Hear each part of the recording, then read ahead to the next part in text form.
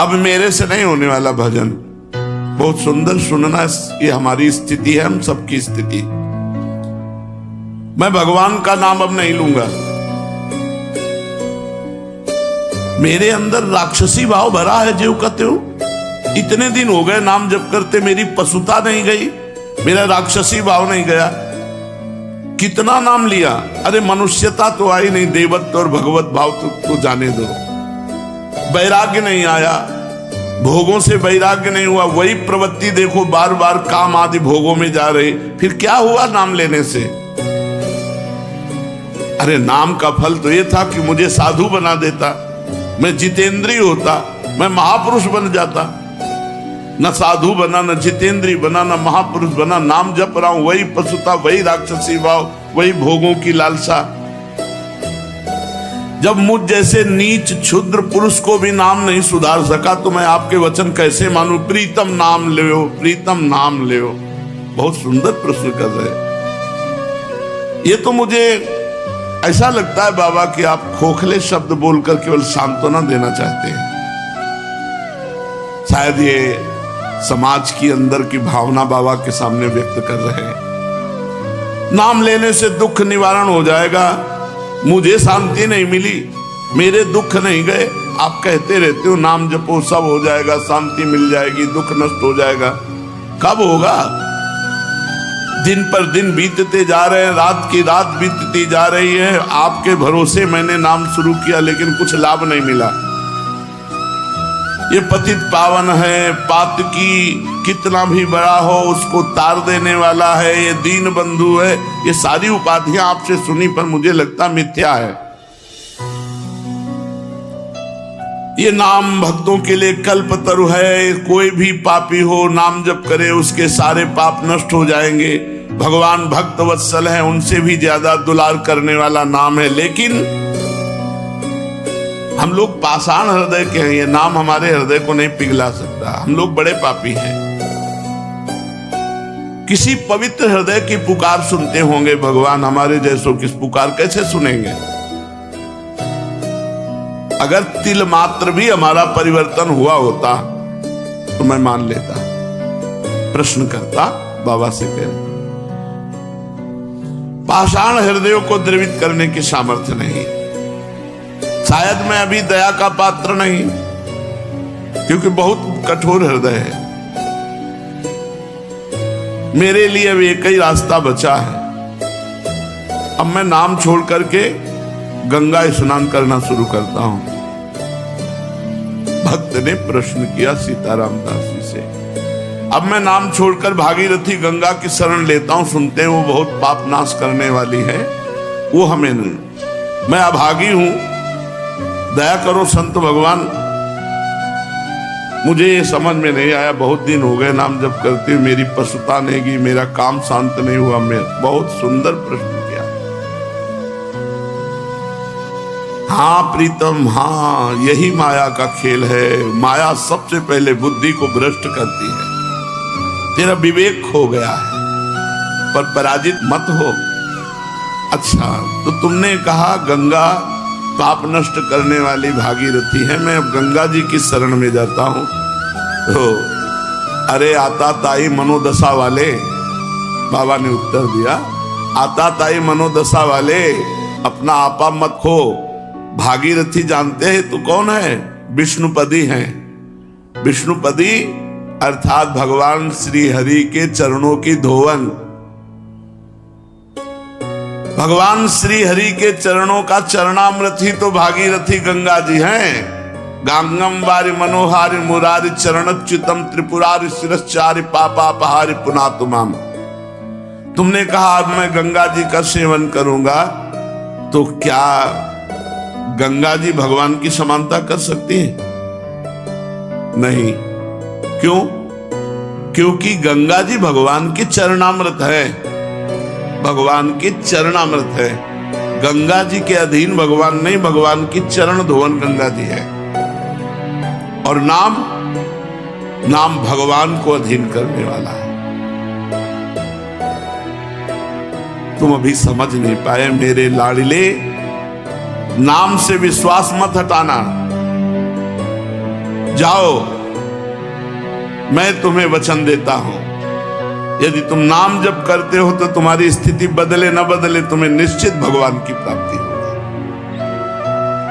शायद तुम भोग मरीचिका के पीछे दौड़ रहे हो, इसलिए तुम्हें अनुभव नहीं हो रहा, लेकिन मैं पूरी तरह से समझ गया हूं, तुम नाम अभी ठीक से जप नहीं रहे हो, क्योंकि नामनो यस्य यावती शक्ति ही पाप निर्हरणे हरे तावत कर तुम न शक्नोति पातकम पातकी जना।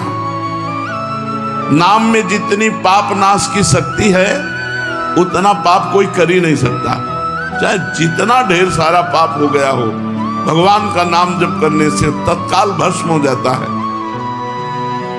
याद रखना, हम इसीलिए सावधान करते थे कि नाम में अंतराय मत देना, नहीं तो कलयुग घुस जाएगा बुद्धि में और यही बुद्धि आपके अंदर आ जाएगी।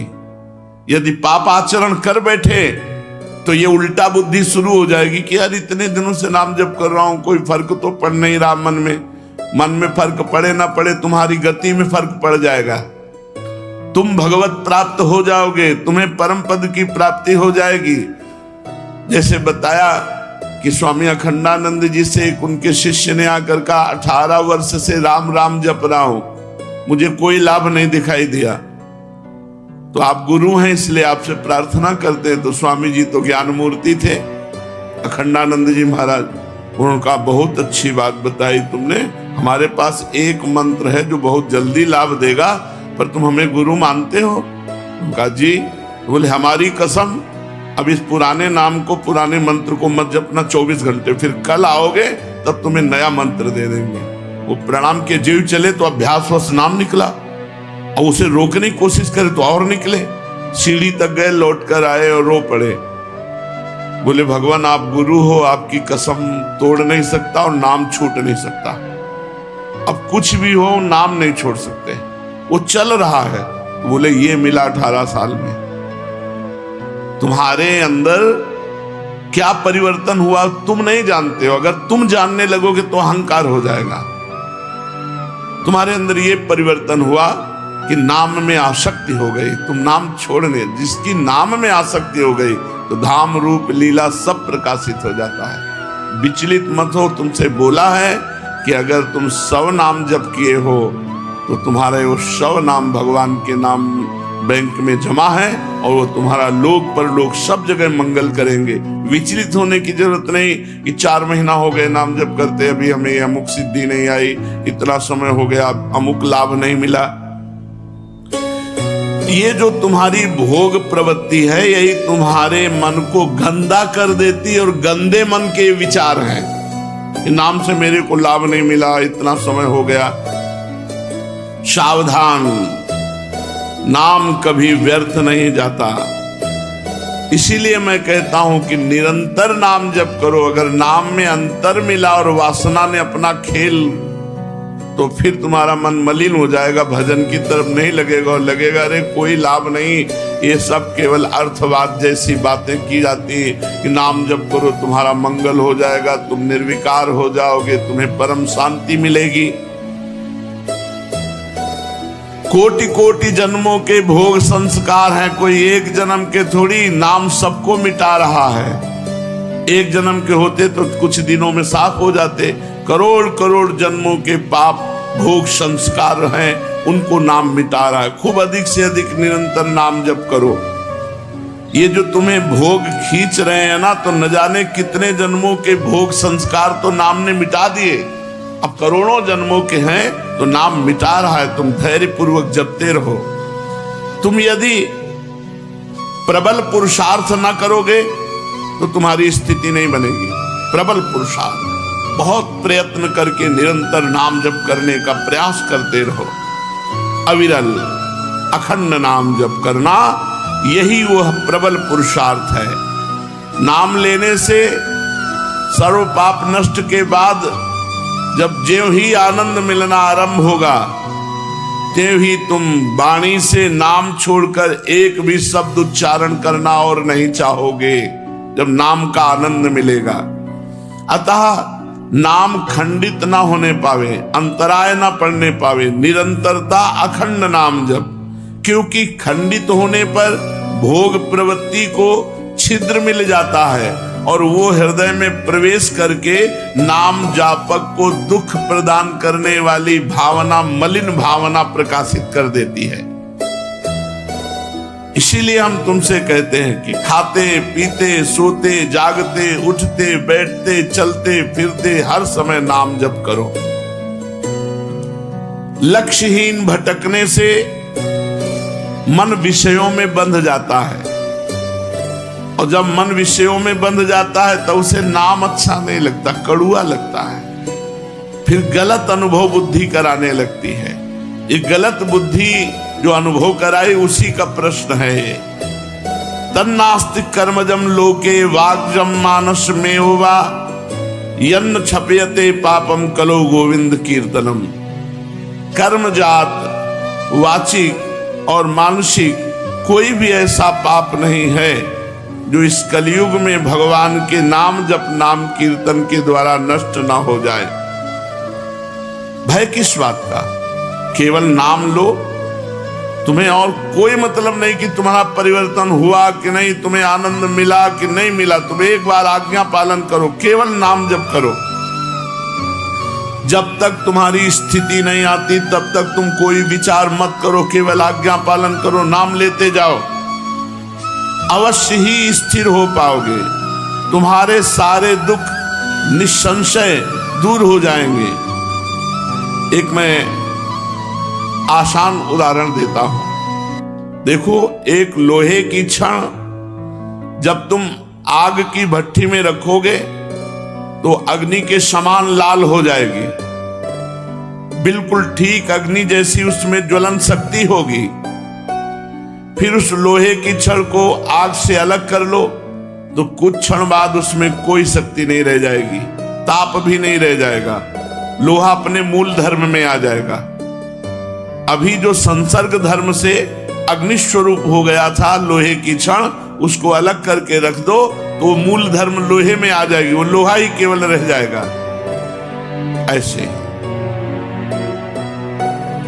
भगवान नाम में जिस समय आप मन डुबोते हैं, मन छुआते हैं नाम में, उसमें भागवतिक भाव आते हैं। और जब नाम से अलग कर देते हो तो जैसे लोहे की छड़ अलग कर दिया तो उसमें ना आग रह गई, न तेज रह गया, न ताप रह गया। ऐसे ही जब नाम से अलग कर देते हो मन तो फिर वही विषयी मन, वो लोहा लोहा जैसे रह गया, ऐसे विषयी मन रह गया। करोड़ों जन्मों के कर्म दोष भरे हैं तुम्हारे मन में, बड़ी कठिनता से निकला, ऐसे थोड़ी मोक्ष हो जाता है। जितनी देर तुम अपने मन रूपी लोहे को नाम रूपी अग्नि में रखे रहोगे उतनी देर वो अग्नि के समान गुणधर्म स्वीकार करने वाला जैसे लोहा, ऐसे भागवतिक गुणधर्म स्वीकार करने वाला मन, और वो भस्म करता जाएगा जन्म जन्म के पापों को, और मन में एक दिव्य शक्ति आने लगेगी। लेकिन जैसे ही नाम लेना बंद करोगे तो वाणी का व्यर्थ वार्ता में प्रयोग होने लगेगा, भोग रूपी हवा लगेगी, तुम्हारे मन में जो नाम की शक्ति थी वो शांत हो जाएगी और फिर भोगों में लग जाओगे और फिर शक्तिहीन होकर विचार करोगे कि नाम से कोई लाभ नहीं मिला। इसलिए कहता हूं, अपने मन को नाम रूपी अग्नि से निकालो ही मत, उसे नामाग्नि में ही रहने दो। कलयुग में भोग रूपी हवा बहुत बलशाली चल रही है, बहुत सावधान रहो। हे गुरुदेव, अब समझ में आया।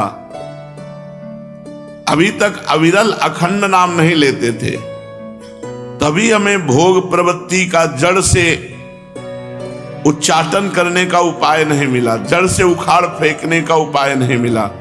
तभी हमारे अंदर पशुत्व का विनाश नहीं हुआ, तभी हमारे मन की मलिनता नष्ट नहीं हुई। प्रभु, आपके वचनों से मैं जो निराश हताश हो रहा था, बड़ा उत्साह आ रहा है। हे पतित पावन, मुझे ये तो बताओ कि कितने दिनों तक नामाग्नि के संयोग में मन को रखना पड़ेगा? मन का नामाग्नि से संयोग करने की आवश्यकता मन रूपी लोहा जब तक शुद्ध ना हो जाए तब तक। जब स्वाभाविक मन में नाम चलने लगे तो जान लेना कि मन हमारा शुद्ध हो गया। जब आप जप नहीं रहे लेकिन मन जप रहा है, मन का मैलापन, असार अंश, पाप अंश जब दूर हो जाएगा तो मन तलवार की तरह हो जाएगा। हर विषय भोगों की चिंतन को काट काट के भगवत चिंतन में तन्मय रहेगा।